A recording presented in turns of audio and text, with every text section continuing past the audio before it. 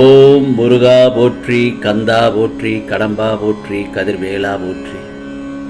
அறுபடை வீடு கொண்ட முருகா போற்றி. என் செல்ல பிள்ளையே, நீண்ட நேரமாக நல்ல செய்தி தர காத்து கொண்டிருக்கிறேன். திருச்செந்தூர் முருகனை நம்பினால் உடனே கேட்டுவிடு, உன் வேண்டுதல்கள் நிச்சயமாக பலிக்கும் என் செல்லமே. இந்த நல்ல காலை பொழுதில், மங்களம் நிறைந்த நன்னாளில் மன நிறைவுடன் நான் சொல்வதை கேள் என் செல்லமே. இந்த நல்ல நாளில் உனக்காக கூறும் வாக்கு நிச்சயமாக பலித்துவிடும்.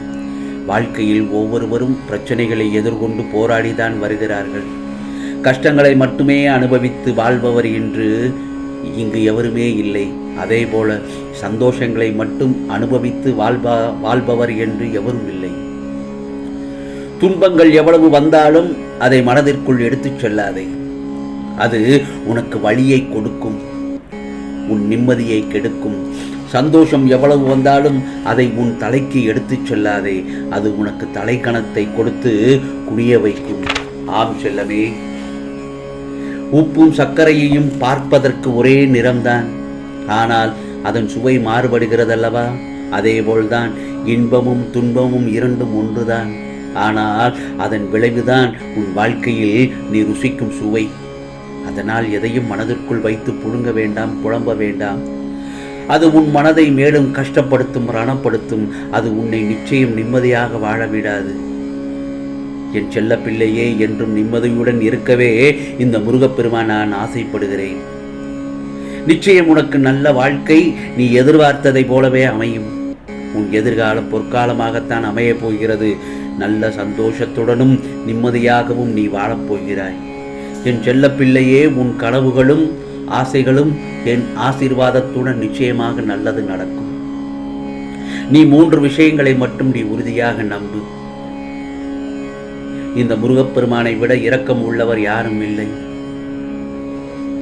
என்னை விட உன்னை அறிந்தவர் யாரும் இல்லை. அதேபோல்தான் என்னை விட சிரமத்தை போக்கும் சக்தி உடையவர் இங்கு யாரும் இல்லை. இந்த முருகப்பெருமான் நினைத்தால் உன் வாழ்க்கையில் எல்லாம் ஜெயமாகத்தான் முடியும். உன் வாழ்க்கையில் நீ நிறைய சோதனைகளை அனுபவித்து விட்டாய். இப்பொழுது உன் சோதனைகள் எல்லாம் சாதனையாக மாறப்போகிறது. நீ எடுக்கும் முயற்சிகள் அனைத்தும் வெற்றியாக மாறும். ஆம், இந்த நன்னாளில் நிறைந்த மனதோடு உன் அப்பா சொல்வதை கேள், இந்த முருகப்பெருமான் சொல்வதை கேள். நீ இன்று வரை வெற்றியெல்லாம் நடக்குமோ நடக்காதா என்ற விஷயம் இனி நிச்சயமாக ஒவ்வொன்றாக நடந்துவிடும். சமீப காலமாக நீ என்னிடம் ஒரு வேண்டுதல் வைத்தாய் அல்லவா? முருகா, இத்தனை நாட்களாக நான் உன்னிடம் வைக்கும் வேண்டுதல்கள் தாமதமாகி இன்றே நோக்கி வந்துவிட்டது என்று, என் கஷ்டங்களை போக்கு என்று என்னிடம் மனம் உருகி கண்ணீர் மல்க வேண்டினாய் அல்லவா? அது இப்பொழுது நிறைவுக்கு வந்து விடுகிறது என் செல்லமே. உன் கண்ணீரும் அழுகையும் வலிகளும் கஷ்டங்களும் நிறைவுக்கு வந்துவிட்டது. இந்த நல்ல நாள் உனக்கு உன் முருகப்பெருமான் உனக்கு வாக்களிக்கிறேன். உன் வாழ்க்கை சந்தோஷமாக பிரகாசமாக மாறப்போகிறது. துக்கங்கள் கண்ணீர் எல்லாம் மனவழிக்கு முற்றுப்புள்ளி வைத்து விட்டேன். கவலைப்படாதே என் செல்லமே, அனைத்து சோதனைகளும் விடுபடப் போகிறது. உன் கருமாக்களை எல்லாம் அழித்து விட்டேன். இப்பொழுது நீ எதை கேட்கிறாயோ அது நிச்சயமாக உன் கையில் கிடைக்கும். நான் சொன்ன இந்த பதிவை கேட்ட நேரத்தில் உனக்கு நல்ல நேரம் துவங்கிவிட்டது, ராஜயோகம் துவங்கிவிட்டது. ஒன்று மட்டும் நல்லா தெரிஞ்சுக்கோ, உனக்கு வெளிச்சமாக நான் இருக்கும்போது உன்னை இருள் சூழவே சூழாது. இனி நீ கவலையை மறந்து சந்தோஷமாக இரு என் செல்லமே. நான் இன்னொன்று சொல்லட்டுமா?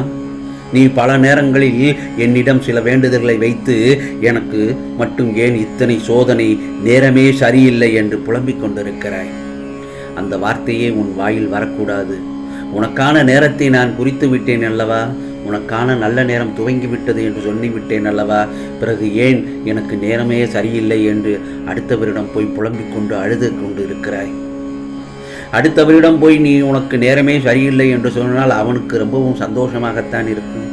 ஆகா, இவன் பல கஷ்டங்களையும் துக்கங்களையும் அனுபவித்து வருகிறான், அவன் மூஞ்சிலேயே பல சோக ரேகைகள் தெரிகிறது என்று அவன் மனதுக்குள் சந்தோஷம் அடைவான்.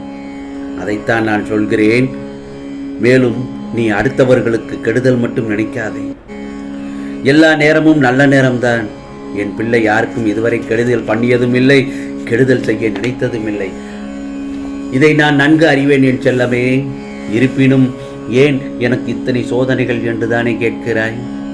இவையெல்லாம் உனக்கு நடக்கும் பரீட்சைகள் செல்லமே. பொறுமையாயிரு, நம்பிக்கையோடு இரு.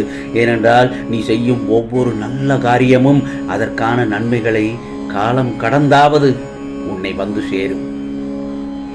நீ எதிர்கொண்ட ஒவ்வொரு வழிகளும் ஒரு பாடத்தை கற்பிக்கிறது, அப்படித்தானே? ஒவ்வொரு பாடமும் உன்னை மாற்றுகிறது, அதுவும் உண்மைதானே? சில இழப்புகள் வலியை தருகிறது, சில இழப்புகள் வலிமையை தருகிறது. வலியை தாங்கும் இதயம்தான் ஒரு நாள் வலிமையாகும். தற்போதைய சூழலை நினைத்து வருத்தப்படாதே என் செல்லமே. ஏன் யாருடைய ரூபத்திலாவது வந்து உனக்கு இந்த முருகப்பெருமான் நிச்சயமாக உதவுவேன்.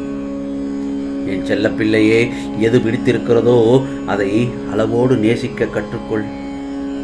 அப்போதுதான் நீ எதை இழந்தாலும் அதன் வழிகள் பெரிதாக தெரியாது. எவர் ஒருவரும் உன் வாழ்க்கை பயணத்தை புரிந்து கொள்ளப் போவதில்லை. நீ வாழ்வது உன்னுடைய வாழ்க்கையை புரிந்து கொள்வதற்கானதே தவிர ஒவ்வொருவரையும் புரிந்து கொள்வதற்காக அல்ல. ஆகவே உன் வாழ்க்கையை இந்த முருகப்பெருமான் நீ ஆசைப்பட்டதை போலவே வாழ உனக்கு வழி செய்து விட்டேன். நேர்மை என்ற வெளிச்சம் உன்கிட்ட இருக்கும்போது எப்படி உன்னிடம் நான் இருள் சூழ விடுவேன்? எப்பொழுதும் குழப்பத்துடன் இருக்காதே என் செல்லமே. மன நிம்மதியுடன் இரு. அனைத்தையும் இந்த முருகப்பெருமான் பார்த்து கொள்கிறேன். இன்றைய பொழுது உனக்கு நல்ல பொழுதாகத்தான் விடிந்திருக்கிறது. ஆம், நிச்சயமாக உனக்கு ஒரு நல்ல திருப்பங்கள் கிடைக்கும். அதேபோல்தான் நீ எந்த ஒரு விஷயத்திலும் முழு நம்பிக்கை வைக்க வேண்டும் என் செல்லமே. அந்த நம்பிக்கை எப்பொழுது உனக்குள் வருகிறதோ அதுதான் முழுமையான உனக்கு பக்தியே தரும், பக்தியே ஆகும். ஆகவே எந்த ஒரு காரியத்திலும் செய்யும் பொழுது நம்பிக்கையோடு செய். அதேபோல் நம்பிக்கையோடு வாழ்வதுதான் வாழ்க்கை. அதை இழந்து விட்டோம் என்றால் நாம் வாழுகிற இந்த வாழ்க்கைக்கு அர்த்தமே இல்லாமல் போய்விடும். அதேபோல்தான் என் செல்ல பிள்ளையின் பலம் என்னவென்று தெரிய வேண்டுமா? உன் பலம் தெரிந்து கொள்ள ஆசைப்படுகிறாயா? அப்படி என்றால் எந்த செயலாக இருந்தாலும் தனியாக செய்ய கற்றுக்கொள். நீ தோற்றுவிட மாட்டாய். நீ தோற்று விடுவாய் என்று எதிர்பார்க்கும் நேரத்தில் நீ எழுந்து நில். அவர்களின் கண்களில் பயம் தெரியும். அதுதான் உன்னுடைய முதல் வெற்றி.